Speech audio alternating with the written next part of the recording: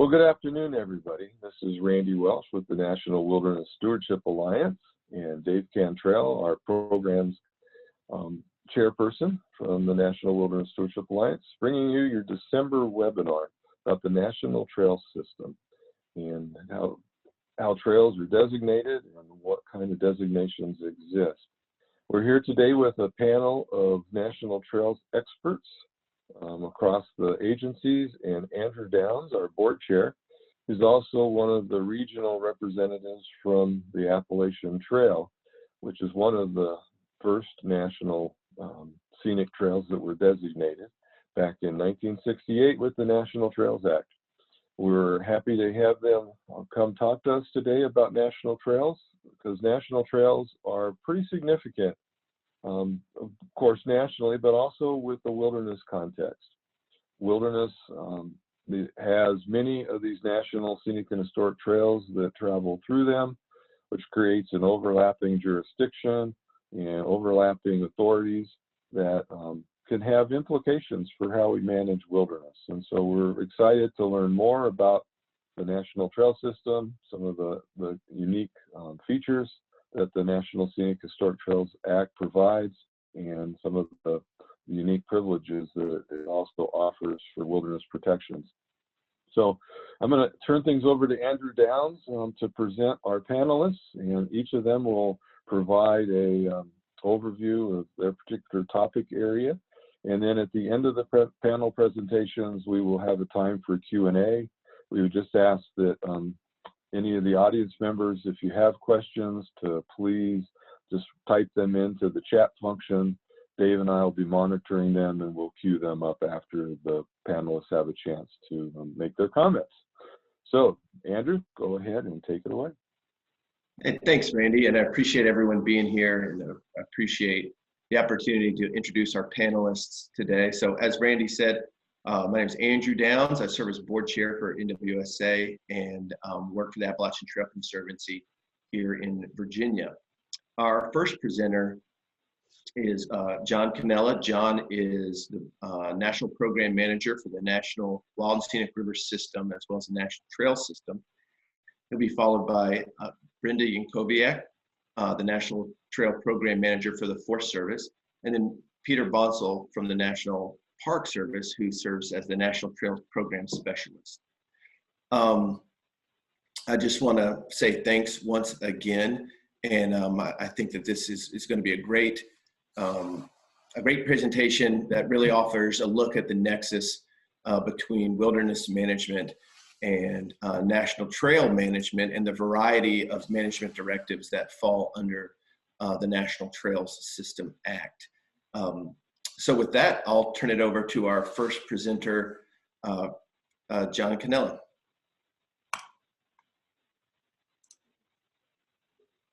Great, thank you, Andrew.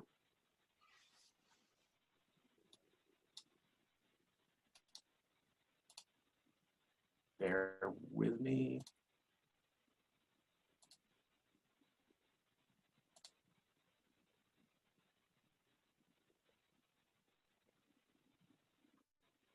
All right, can you hear me? Yes. Coming across fine. All right. And the first slide, is it up? It is. All right, thank you very much. Yeah, good afternoon, or good morning to folks. Thanks for joining us today. We're pretty excited to be able to talk about the National Trail System.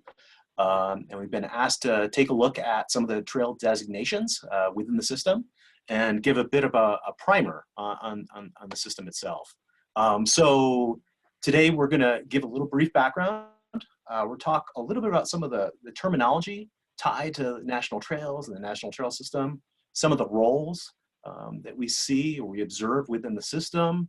We'll talk about three of the primary trail types or designations: National Historic Trails, the National Scenic Trails, the National Recreation Trails. My co-presenters will be covering the National Scenic Trails and the National Recreation Trails. And then we'll follow up with just some next steps, a bit of a who's who to provide some contacts and some other places where you might be able to find a little bit more information on the National Trail System. To start with, many people may not know, but the National Trail System is the largest trail system in the world, with over 55,000 miles. It's bigger than the US interstate system. Right now, it's comprised of 30 national scenic and historic trails that span all 50 states, and more than 1,300 national recreation trails. This map is a little out of date. There's been some recent activity within the National Trail System. A couple trails have gained some mileage. Lewis and Clark National Historic Trail, along with the North Country National Historic Trail as part of the Dingle Act, changed a little bit. While it doesn't look like all 50 states are covered by the system here, they are now, and we'll be working towards getting that updated going forward. But it's an important point to observe. The National Trail System, like most systems, has been evolving over time, going back to when it initially began. And that's a good segue into just some of the origins of the National Trail System. It came to be not overnight, but over time. And there were some early proponents of the system or protection of various trails. And some would look back to the early 1900s as Ezra Meeker. He was an immigrant who came from Iowa and moved west along the trails.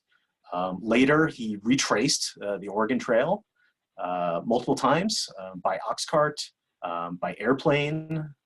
He helped put up some really big markers. If you've traveled along the trail, you may have seen some of those. Other visionaries like Benton Mackay, in 1921, we're coming up to almost 100 years for where he laid out the visions for the Appalachian Trail. And there are other key documents. Andrew was mentioning some different ones earlier off presentation, but another key document that helps set the stage was perhaps the 1966 Trails for America publication, came out through the Department of the Interior. But all of these things we're building. And then in 1968, we have what became the National Trail System Act. In October of 1968, Lyndon B. Johnson signed that into law, creating the system that will provide for the ever-increasing outdoor recreation needs of an expanding population, promoting preservation of, public access to, travel within, enjoyment, and appreciation of our open air, outdoor areas and historic resources of the nation. It's 2020 now, but it sure seems like a lot of those same themes apply now, and they may be timeless. But this began to set the stage. The National Trail System Act was amended over time, and so different elements of the system were added, different kinds of designations were added. In 1978, you had the inclusion of the National Historic Trails. They didn't quite fit in 1968 with some of the proposed trails that were laid out with the Appalachian National Scenic Trail and the Pacific Crest National Scenic Trail. But sure enough, a decade later, advocates had that incorporated, and that was formally recognized. And again, the National Trail System Act and the National Trail System changes over time, and just want to make sure that people recognize that and that we look forward to those opportunities that the system provides, even through some of those changes. Key in the National Trail System Act is a clause about partnerships and volunteerism. There's this recognition that everyone was going to have to work together to really realize the National Trail System.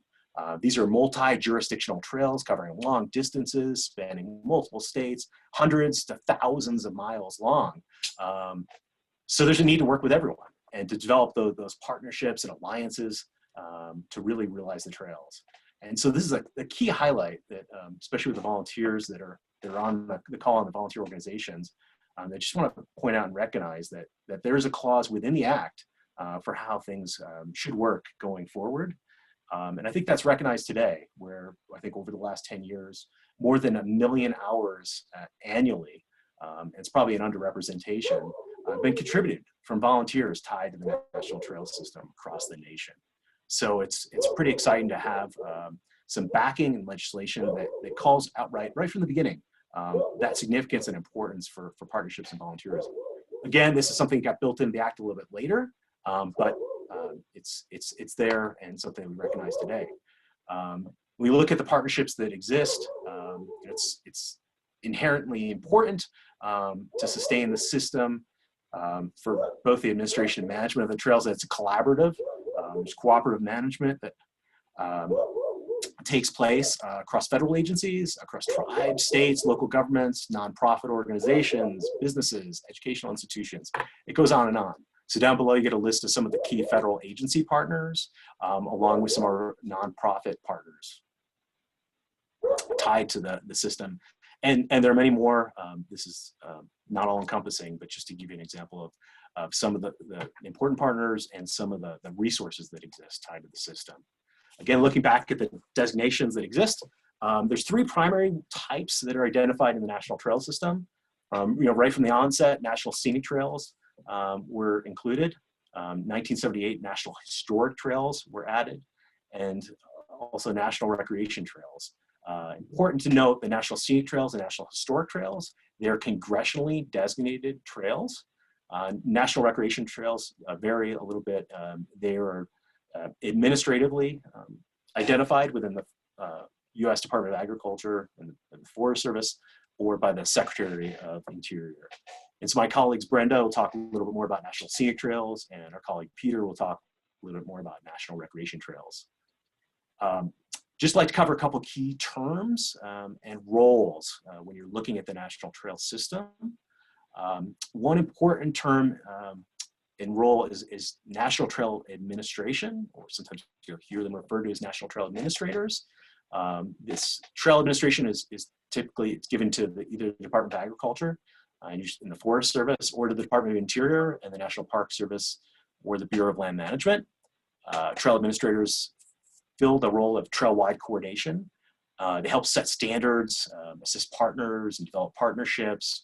They help with certifying sites and segments depending on the trail type, coordinating plans like comprehensive management plans, compliance, helping with consistency or overreaching interpretive messages, and offering other kinds of technical assistance and even sometimes limited financial assistance. Trail management, on the other hand, are the landowners on the ground who have decisional authority for different places, different chunks of land and trail segments.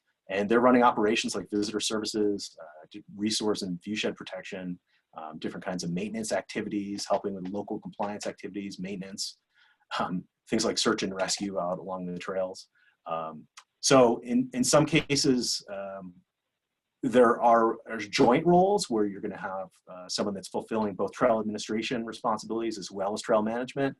In other cases, you may have solely trail administrators who work with a suite of trail managers and landowners up and down each one of the respective trails. We just want to make sure that people take note of administration and management, and then sometimes that merging or marrying of the two. When you're thinking about the different steps to get to designation, there's 4 general steps for congressionally designated trails, looking at the National Scenic and National Historic Trails. The first is usually there's a congressional act or law requesting a feasibility study. And this turns into an amendment to the National Trail System, usually to call for a study itself. And then number 2, there's an actual feasibility study that takes place. In recent years, it's often been conducted by the National Park Service. Then those studies are transmitted back to Congress, and that's part 3, some kind of congressional action to establish or designate a trail. And then as trails become activated within the first few years, there'll be the development of a comprehensive management plan or a comprehensive plan that'll help guide the future activities along each one of the national trails, especially the congressionally designated trails. So we'll talk a little bit more about National Historic Trails. These are trails that recognize the original trails or routes of travel. They have to have national historic significance. And some examples include exploration, migration, military action. Right now, there's 19 National Historic Trails within the system. And we were talking about trail administration earlier. 15 of those are administered by the National Park Service solely. 2 are co-administered by the National Park Service and the Bureau of Land Management together. 1 is administered by the Bureau of Land Management solely, and then 1 is administered by the U.S. Forest Service solely. Each one of the National Historic or National Scenic Trails has some unique authorities kind of in their enabling legislation. So if you ever refer back to the National Trail System Act, you may see some interesting parameters and an interesting nature and purpose statement for each one, or description of the trail. Some are allowed to work binationally. It's really unique. So I'd encourage you to work with National Trail administrators if you have questions for specific trails, and also with the local land managers on those questions. But in general, National Historic Trails follow as close as practical or possible the original routes of travel. And key is in their purpose is the identification and protection of the historic route of travel. And also key is really for public use and enjoyment. These trails can be designated continuously. Usually they are in long stretches, but the established or developed trail on the ground may not be continuous. And there's some different elements when it comes to acquisition tied to National Historic Trails. On federal lands or federal waters, including those trails, they're referred to as federal protection components. And then off of federal lands, there's a process for National Historic Trails. It's usually trail by trail, but there are ways to certify or develop certification agreements for segments of those trails on non-federal lands to get that recognition of those different segments. A couple other key terms when it comes to National Historic Trails are high potential historic sites and high potential route segments. So high potential historic sites are those sites that are related to the route or in close proximity that provide an opportunity to interpret the historic significance of the trail during that period of major use. And it's got some other criteria such as historic significance, presence of visible historic remnants, scenic quality, and relative freedom from intrusion. High potential route segments are those segments of the trail that afford a high quality recreation experience, in a portion of the route having greater than average scenic values, or affording that opportunity to vicariously share through the experience of the original users of the historic route. So just please take note of some of those terms. They're key when it comes to acquisition. They're key when it comes to some of the protection plans tied to various National Historic Trails. And they're probably going to overlap and complement a little bit later when you hear some of the descriptions for National Scenic Trails. Sometimes it's hard to think about what a National Historic Trail is. One of the ways I've been able to visualize this is going back to 1977. So this is a year before National Historic Trails became designated. But there was this concept that was incorporated into the Oregon Trail Feasibility Study. And that looked at several different layers for a trail. So you may have the historic route of the trail itself that was traveled in the past. But then you may also have some different segments, like high potential segments, that might be established as interpretive trails or actually be developed for different kinds of public use, where there may be some visible trail remnants from the historic route, or where they may need to avoid that for preservation reasons. But there's almost this corridor of elements, including high potential sites, including interpretive centers, including a range of other kinds of facilities. So this graphic provides some of the different layering that you would see for a National Historic Trail, and maybe you could think of the accordion-like concept for a corridor, depending on where there's different resources, sometimes where there's different values. You may see these described or woven into some of the different comprehensive management plans for the various trails, or within some of the land use or forest management plans, or different resource management plans for more local planning tied to these trails. But this is one of those graphics that might help visualize some of those things. And then as you're thinking on the ground for some of those experiences, just want to give a couple examples quickly before we shift over to the National Scenic Trails. Again, public use and enjoyment is key for National Historic Trails. And earlier we talked about Ezra Meeker. Up in the upper left corner, hopefully you'll see some kids, some youth. They're up at South Pass in Wyoming, at an important place for crossing the Rockies. And this is an Ezra marker, this stone that's there on what's actually a shared corridor for several different National Historic Trails. What's neat is that this was an outing with some visually impaired students who were out there exploring the trail with some GPS units that back in the day before smartphones would give them signals, audio signals as to where they were in proximity to the trail, and a way for them to experience that. And it's a really incredible day to be out on the trail with some of the next generation of hopefully trail stewards and advocates. In the upper right, you see an example of interpretation along the Trail of Tears National Historic Trail at a state park in Kentucky. In the lower left, you see a recently burned area up in Oregon, Keeney Pass. So this is another federal area. This is BLM lands for some other important swales or trail remnants from historic route that now is a little bit more easy to detect, or would have been right after a fire. But there's also some interpretive facilities there, and a trail that people could use to climb up onto that hill to get a better vantage point of some of those important historic resources of the past. And then down in the lower right is a bit of maybe a shift in thinking for National Historic Trails, but this is an example out of Kansas City where local stakeholders have helped to develop what the National Historic Trail experience may be in the future through a metropolitan and urban area. I understand it's a little bit different from some of our wilderness colleagues on the call, but just trying to point out some of the differences for how National Historic Trails can be developed over time, and some of the different interests depending on the different areas of the nation you may be in, and the different kinds of values or experiences that are being developed trail by trail by trail. And with that, I think it's time to shift over to my colleague Brenda.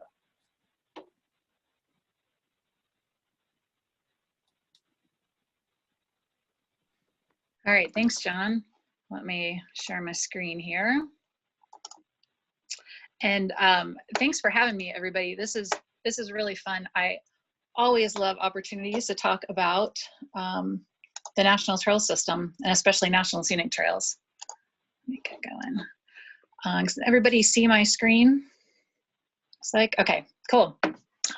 So yeah, Brenda Yankoviak, and good job pronouncing my last name, Andrew. I saw you kind of squinch up just a little bit on how to pronounce it. You did great. So yeah, I'm the fairly new permanent trail program lead for the U.S. Forest Service. I've been actually detailed into this position since June, and then came on permanent just a couple months ago. So really glad to be here for the long term with you all, and yeah, excited to help kind of share the love and the knowledge of the National Trail System. So as John covered a little bit of the history of the National Trail System, and specifically National Historic Trails, I'm going to speak specifically to the National Scenic Trails.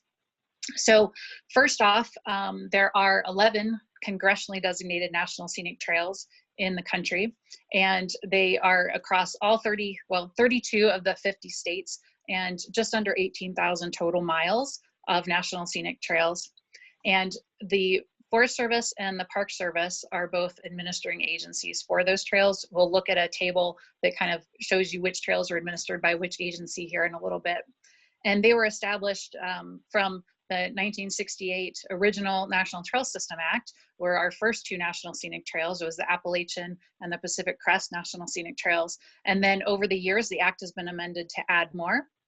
And our latest trails were designated in 2009. And again, we'll look at those in just a little bit. So here's a map showing just the National Scenic Trails, and hopefully the colors come out okay. You can see along here, we've got our three big trails that really go north to south across the country. So the Pacific Crest Trail along the Sierras, the Continental Divide Trail along the Rocky Mountains, and then the Appalachian Trail here back east. And then we've got the longest trail of the system, the North Country Trail. Can you see my pointer when I'm moving it? That might not be helpful. Okay.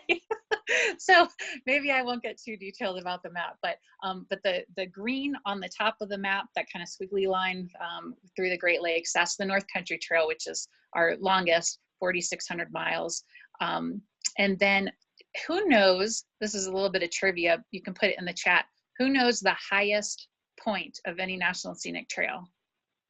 You can put that in the chat if you all know. I don't have any prizes to give, but you will get the glory of getting the answer.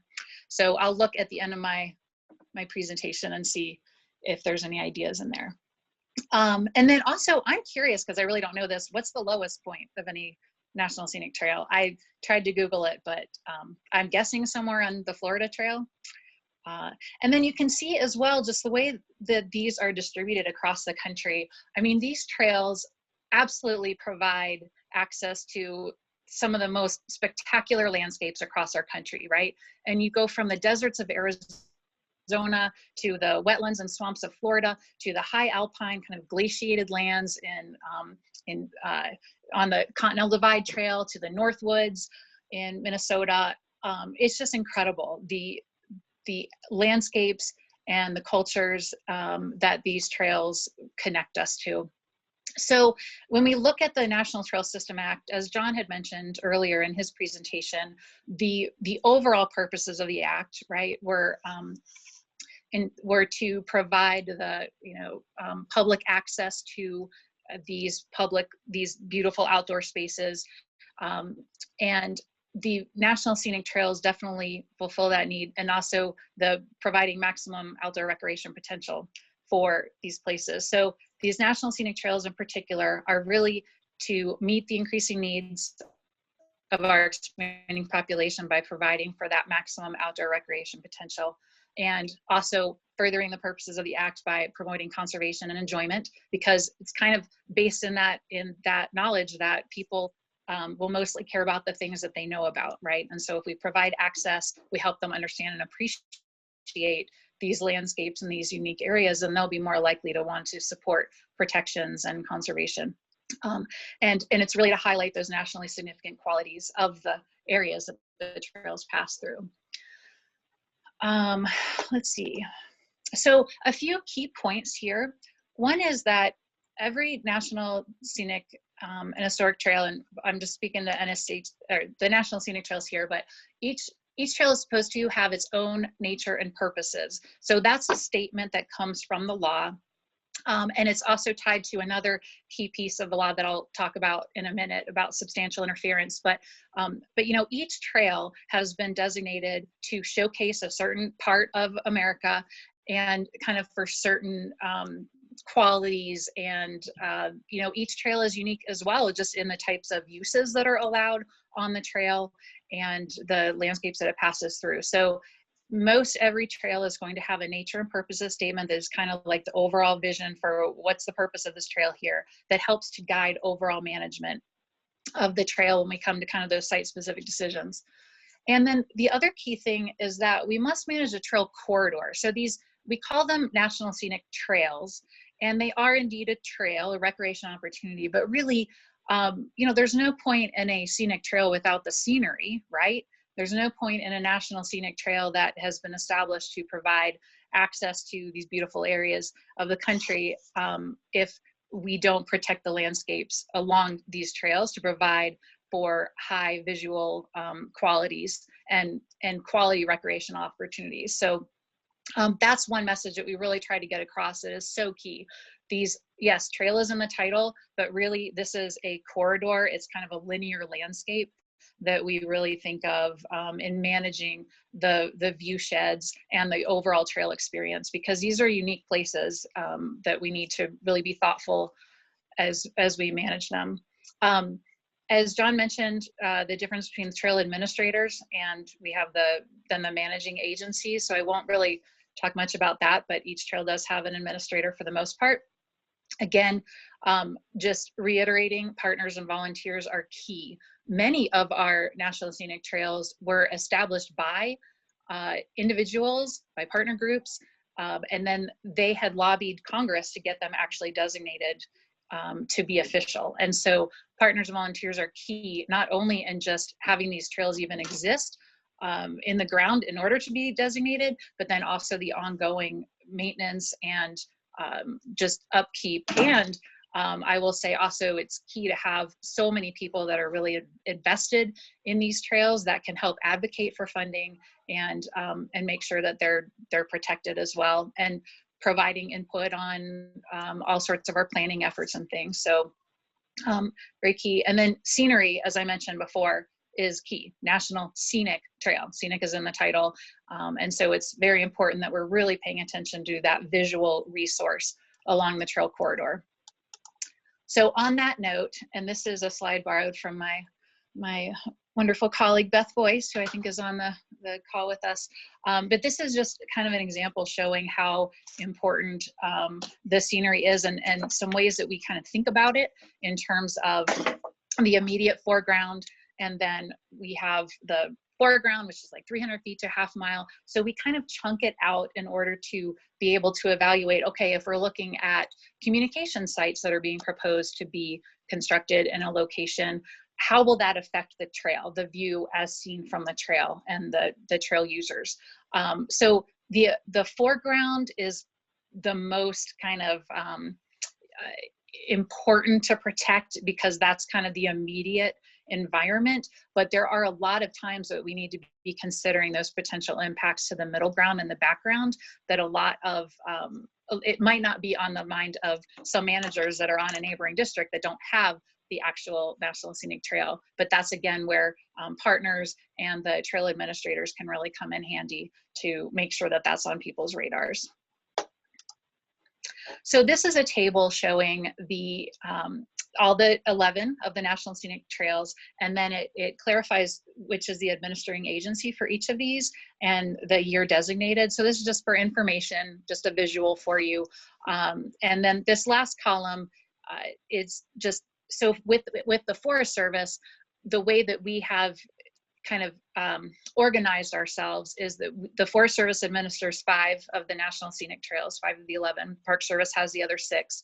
And for the Forest Service, each of the 9 regions, or I would say, so we have 9 regions across the country, the way we're kind of chunked up. And then there's a trail administrator based out of one lead region for the trail. So for example, the Continental Divide Trail, that's the position that I just came from as the CDT administrator.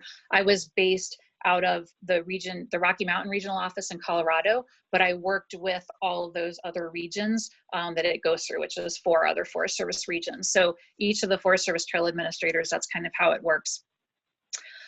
Did I have anything else on this one? No, I thought I had one more note, but I will, it'll come to me. Okay, so a few more key points. One is that these National Scenic Trails by law are to be predominantly non-motorized. There's a few exceptions, like for landowner access or emergency vehicles. The Continental Divide Trail has a specific exception in there to allow for motorized use that existed at the time of the trail's designation on the pieces of the trail that would become the trail. North Country Trail, I think, has an exception to allow for snowmobile use, but for the most part, these are to be managed non-motorized year-round. This notion of no substantial interference. So that's again, substantial interference is a key term from the law that we really pay attention to, and also nature purposes of the trail. So the law states that we are not to, that activities may be allowed as long as they don't substantially interfere with the nature and purposes of the trail. So that term substantial interference can sometimes be a little bit hard to define. It's more of a gray area, but the Bureau of Land Management has a really good definition that many of us look to, that kind of looks at the, what's the duration of the potential impact? Would it result in disruption to use of the trail and those kinds of things? So I don't want to get too much into detail, but that is a really key point for those of you who are interested in National Scenic and Historic Trail management.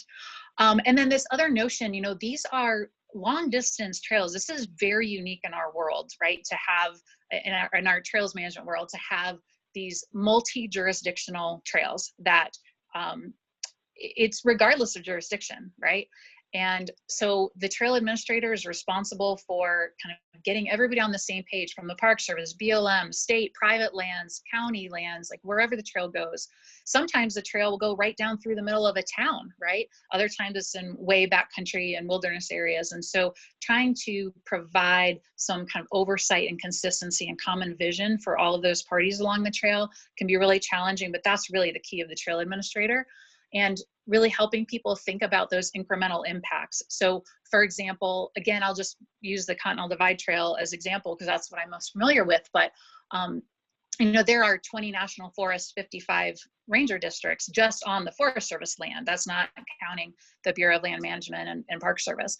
But when let's say we look at recreation events, right, that in their own right, recreation events provide many benefits and for local communities and getting people out and exposing them to new areas. And at the same time, if there was a recreation event happening on the stretch of the trail, you know, in every district throughout the summer, then that could be cumulatively a really big impact that looking at it as one little piece or one little locale really wouldn't seem like a big deal. And so that's really an important task of the trail administrator and others, is to really help kind of keep stepping back and be like, okay, so what does this mean for the overall potential feel of the trail? And okay, so then we're getting to the wilderness piece, and the key piece here is that these trails are not de facto wilderness, right? They do traverse many settings. Like I said, they will go through more developed areas. They will go right through the middle of the town, or they'll go through, you know, roadless areas, wilderness study areas. But the key is that they were not designated as wilderness. The Wilderness Act, of course, came several years before the National Trail System Act, but there are definite ways that they benefit each other, or particularly that wilderness benefits the National Scenic Trails. And the wilderness does provide great protections, right? Again, a lot of emphasis on scenery, predominantly undeveloped landscape, non-motorized experience. So those are all a really great intersection with designated wilderness areas and wilderness study areas. So a few things that are differences is, again, they're not designated as wilderness, but they do, where they, you know, obviously go through wilderness areas, that takes precedent. So again, as we saw, the intent of National Scenic Trails is not to provide solitude, it's to provide for outdoor recreation opportunities, to provide access for people to get out and experience those landscapes. So that is a difference, that the solitude piece doesn't come into play in the National Scenic Trails, again, unless they're within designated wilderness. And then mechanized equipment may be allowed on trails. And then also there's other activities like vegetation treatments, you know, that's the only thing that's coming to mind, because we don't really, I mean, but mining could, you know, there are a lot of kind of multiple use activities that could take place within kind of the viewshed of these National Scenic Trails. They just have to pass that test of no substantial interference with the nature and purposes of the trail. And so that's where it's really key, understanding kind of those local circumstances and parameters on the projects. And there's a lot of ways that we can mitigate, put in place mitigation measures to minimize impacts or avoid them altogether. And oops, I meant to take that slide out. So here's just some ideas on where to go for more information. So we did just recently put together, the Forest Service National Scenic Trail Administrators team did just recently put together a brand new, first ever for the Forest Service National Trail System 101 training. So that is, I've emailed it out internally. We're working to get it on our main Forest Service National Trails website. So that should be up hopefully this week, and then I can send out the link to Randy to send out with you all. And I really encourage anybody to watch this, 29 minutes, and it just provides a really good, just kind of basic overview of the National Trail System, why we have it, why it's important, what are some of those kind of basic framework things for management. So kind of similar to what we're doing today. And then there's a few more websites. So the Forest Service, Park Service website. And then for the Continental Divide Trail, we do have a manager's kind of toolbox that has a few documents that might be helpful for people. And then of course, the partnership for the National Trail System. So that's all I got. And then I'll turn it over to Mr. Bonsall.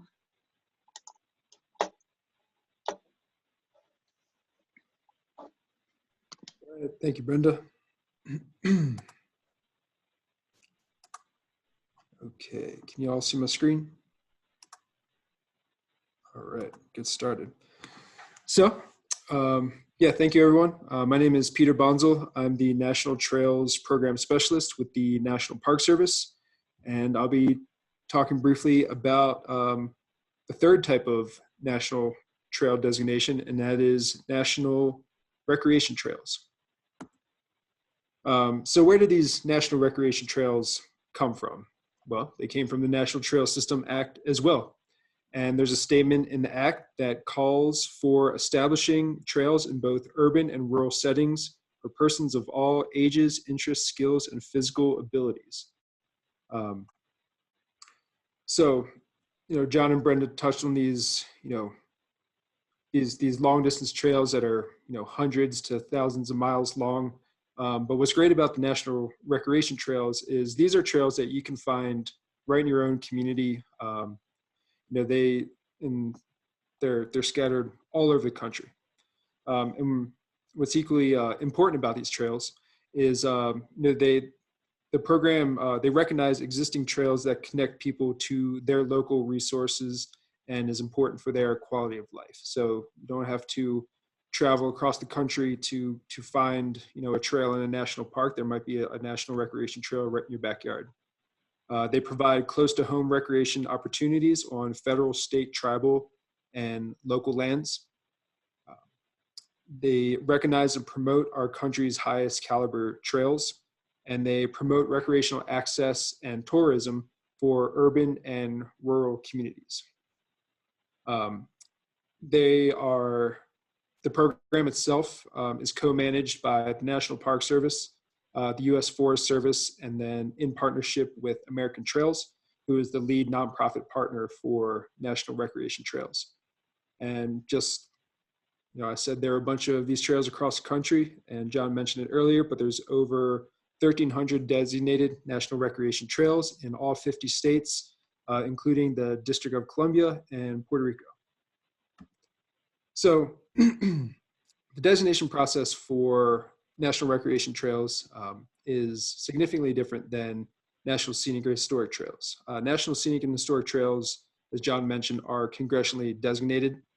But for National Recreation Trails, they are either designated, or I like to sometimes say recognized, by either the Secretary of Interior or the Secretary of Agriculture, depending on which lands that trail touches or traverses. And I'll get into that in a minute here.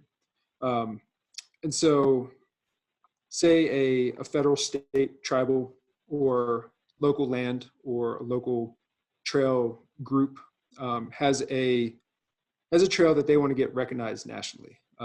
It has great public use. It's a great public asset for community.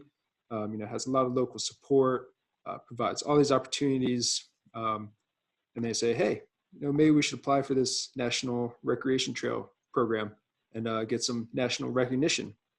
So they come to American Trails, who manages kind of like the application interface. It provides a bunch of information. And then that partner that's interested gets started. But basic criteria for a National Recreation Trail,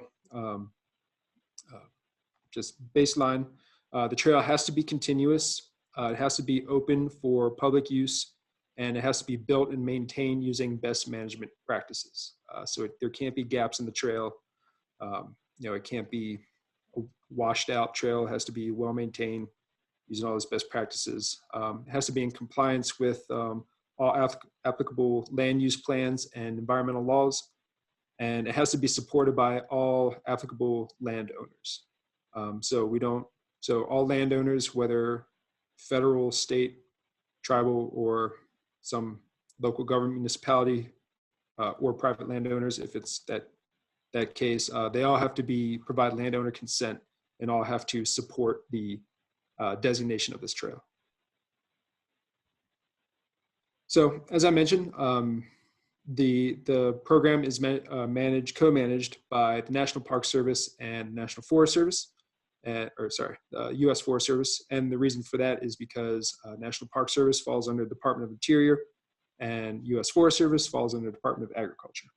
So there are two designation processes, and we'll touch on that briefly here. If there's anyone on the call who is interested in their local trail to be nominated for National Recreation Trail, here's some of the nuts and bolts. So for the National Park Service, on on our end, any federal, state, tribal, or local lands other than U.S. Forest Service, it falls under our responsibility to review those trails. So we receive applications from the different land managers or trail managers. The Park Service has a team that review the applications, and we approve, do they meet the baseline criteria that I mentioned previously, but we also work with those partners and landowners to are they following best management practices? How are they engaging youth? Are the trails accessible? And then, occasionally we'll actually provide feedback to the partners, say like, hey, your trail's great, but you could use some additional signage because it's a multi-use trail. We'd like to see better signage at a trail junction, something like that, or, an accessible parking lot, or is a portion of this trail network accessible, so everyone can enjoy it and meet that mission and goal to be available to everyone. Just a side note, if you do want to apply, the deadline was November 1st, but it's never too early to start that application now for next year. So after the Park Service reviews and approves these trails, we recommend the designation to the Secretary of Interior. We go through the administrative process of doing that, and then when all said and done, the trails are designated by the Secretary of the Interior. On the Forest Service end, it's a little bit different. It doesn't have to go all the way up to the Secretary of Agriculture, but for Forest Service, it's any U.S. Forest Service lands. That could be national forests, national grasslands, national recreational areas. And their application process is kind of on a rolling basis, as I understand it. And they provide detailed documentation of trail best management practices and direction. So how is the trail going to be managed over time? How are you going to address safety? How are you going to address search and rescue, wildland fire, urban interface? How are you going to address all of that to make sure your trail is still accessible and meets that criteria for people to enjoy? And then once a Forest Service land determines that, okay, I think this would be a great addition to the network or the system, the recommendations come from the district ranger and the forest supervisor. It's then reviewed by the regional trail coordinator, and then is finally approved by the regional forester. So that's kind of like the tiered structure that the Forest Service goes through. So that's the basics of the designation process. This is a screenshot of the National Recreation Trail database that American Trails maintains. And I mentioned there are over 1,300 trails, and you can see from the map, there's a pretty good chance there's one close to you, even if you live in the Bering Sea, apparently. I'll send this link in the chat afterwards, and feel free to explore National Recreation Trails nearby you. And again, some more resources, I can put this in the chat afterwards, but the National Recreation Trail database that I just mentioned, you can go and find a trail. National Park Service, we have a landing page for National Recreation Trails, and American Trails, who again is a nonprofit partner. They have a plethora of information as well. And then if you have any further questions about applications or really anything, this is my contact information, and my counterpart at the Forest Service, Jeff Mast, that's his email as well.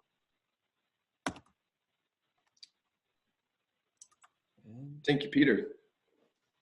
And thanks to all our presenters. I'll just add one more thing to the slide about additional information. There's a great book, I got it right here, if you can see it, called Driven Wild. And it talks about kind of the origins of the wilderness movement, but also has a great section on Benton Mackay, a founder of the Wilderness Society, also the person who came up with the concept of the Appalachian National Scenic Trail. And I thought that was a great sort of touch point for the nexus of this webinar, this presentation, that the sort of shared genesis of wilderness and of national trails and long distance trails. a good overlap in our beginnings. So with that, I'll turn it over back to Randy. I think we have a couple questions in the chat. Yeah, we do. So very good presentation. Thanks to all of our panelists for their very interesting information about the National Scenic Historic Trail System, including National Recreation Trails. So our first question here is how many National Scenic and Historic Trail feasibility studies or nominations are there currently in the hopper? And then how many are likely to have congressional support? So Peter or John, John or Brenda, you want to take that one? I can start with this one. I can answer the first part of the question. If you can hear me okay. Right now, there's the Zebulon Pike National Historic Trail Feasibility Study and the Emancipation National Historic Trail Feasibility Study. Those are two that are underway right now. And then there's another, I think there's proposed legislation for Route 66 as a National Historic Trail, but that's somewhere still in congressional activity. And then there's also, I think, a designation bill for the Chisholm and Western cattle trails for National Historic Trail status that are out there. And do you think any of them have a possibility of moving through Congress?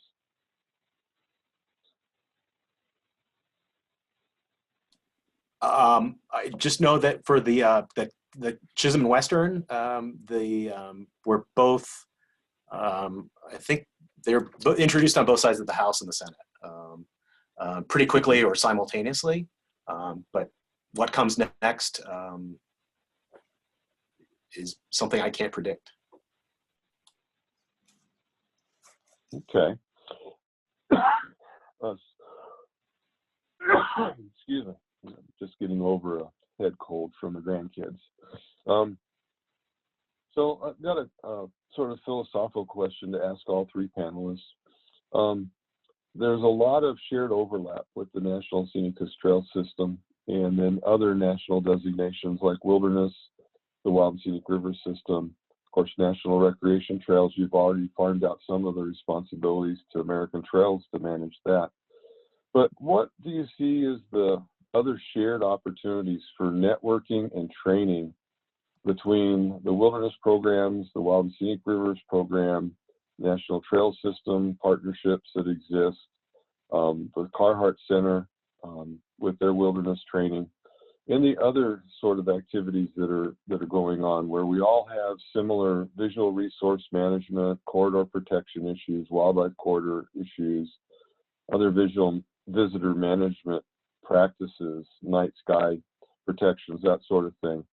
So with your experiences, what do you see as those opportunities for shared networking and training between the agencies and between the programs?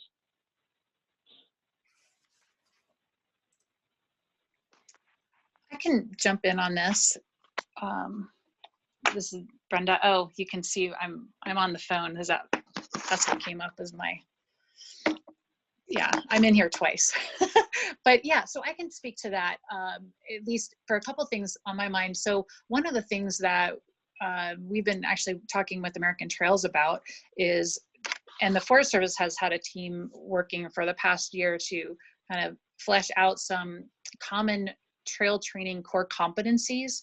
So thinking of all of the people that work across trails, whether it's, partners or agency staff, regardless of agency, regardless of, whether it's in wilderness or outside wilderness, there should be some kind of basic skills and abilities that people have when they're working on trails and managing trails. And so the National Trail Training Partnership, if you all are familiar with them, several years ago, they had embarked on an effort to come up with kind of this common set of core competencies to use, got pretty far along, and then the effort just kind of died out. And so American Trails and the Forest Service are working together to try to reinvigorate that effort. And hopefully over the next few months, we'll be talking more about that effort to really take the work that was done from the National Trail Training Partnership.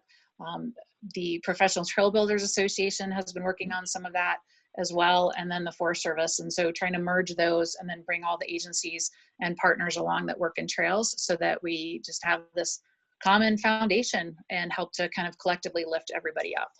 So that's one really exciting piece. And then, you know, any organization or agency could build training off of that, but we know that we're meeting the same basic kind of parameters.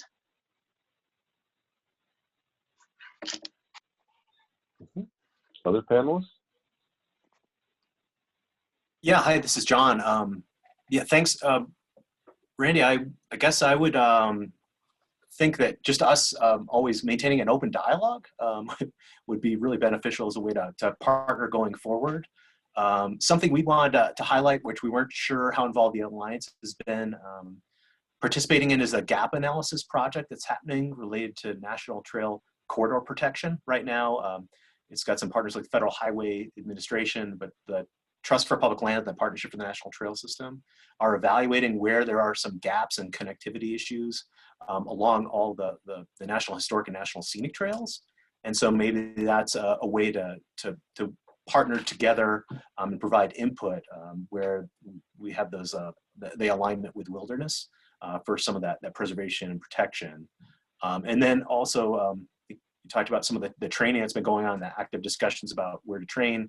You know, earlier this year, you presented in front of the National Trail Administrators about some of the other examples for training centers. And I know that's being actively considered right now for looking at places for maybe a National Trail System training center or ways to accomplish that. So thanks for teaching us about some of those examples there. And then just one other thing would be resource sharing, looking for other ways to compete for resources jointly. There are different kinds of competitive sources that exist. One off the top of my head is the National Park Service's Connect Trails to Parks fund source. While it sounds like it's just for national park areas, it's actually for federal and state lands that may have ties or relationship back to one of the national trails that the Park Service has a relationship with. But it's a little bit broader than you think, and there are sources like that in case there are other needs that are out there for going forward. If I could interject with a question to add on to John's comments, do you think the Enjoy the View program and the scenery management coming out of the Park Service is one of those opportunities to partner across administrative boundaries?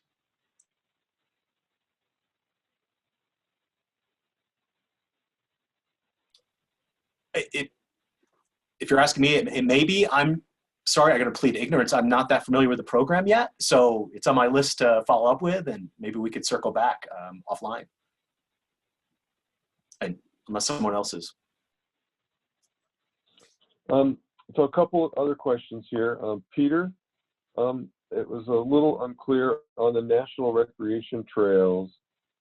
Can they exist on private lands and, you know, be designated or be nominated for trails on private lands, or is it just a federal land designation? I mean, technically it could, if that landowner provides consent that trail can be used for public purpose.